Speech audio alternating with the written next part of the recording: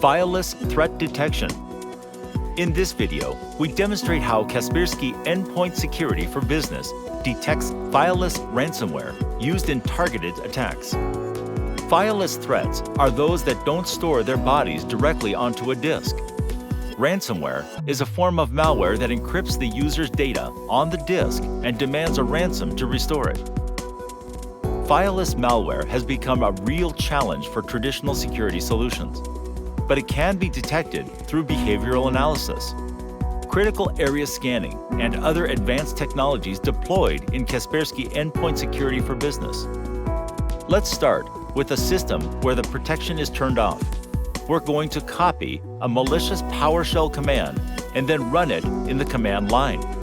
While it's executing, the PowerShell script downloads a malicious payload, compiles ransomware on the fly, and executes it. Now the ransomware code has been executed, and it's enumerating and encrypting the user's files on disk. This sample uses AES+RSA encryption, so decryption is virtually impossible without knowing the decryption key. As you can see, all the important data on the host has now been encrypted. Let's read the ransomware message left on the host. It says the owner should contact the hacker soon to get the decryption key, or the data will be lost forever.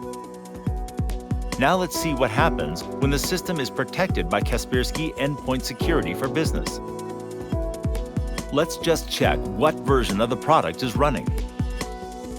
Now, we copy the same malicious PowerShell command and we try to execute it. This time, access is denied.